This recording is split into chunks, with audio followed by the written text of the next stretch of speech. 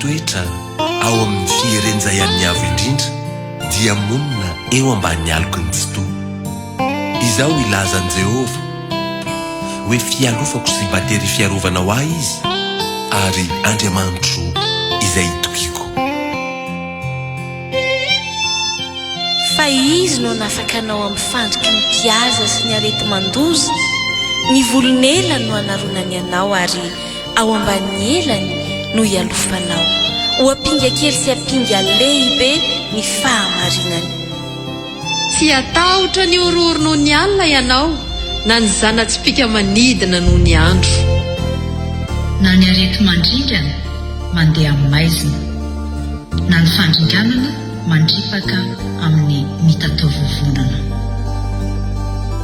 Na dia sy arivo aza lava eo anilanao, sy iray alina eo kavananao dia tsy hiatra aminao izany.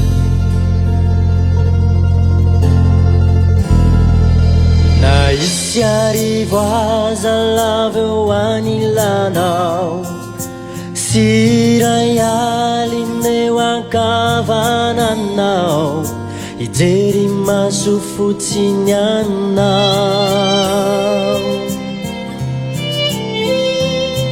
Na isy arety mandringana sy loza, ny famatorany fiainantsika miodidinanao, tsy anatahotra tsy horeraky anao satria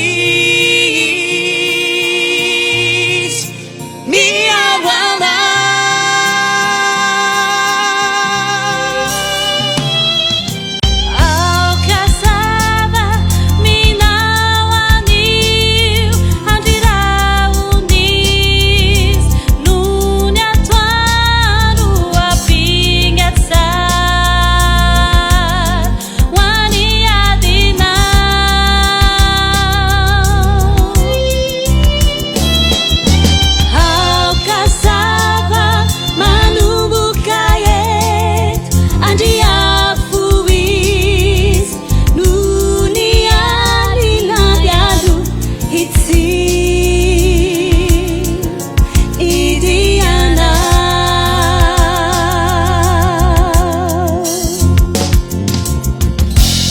Satria ianao Jehova, ianao no ariko, sady nataonao hofonenanao ny avo indrindra, dia tsisy lozanjoanao na aretina nakaiky ny lainao. Fa izy andidiny anjelony aminao mba hiaro anao eny amin'izay rehetra leanao.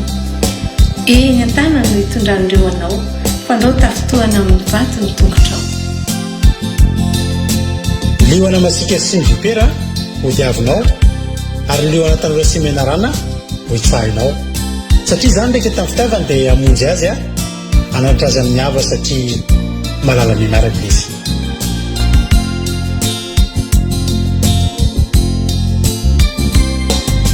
Mivoivoy mamelapandrika miandry izay hahalavo anao, revava mifofo anao, deu seja mafy spitzaban rezanumas sfisentum tiurarankatani não é very mine faz ane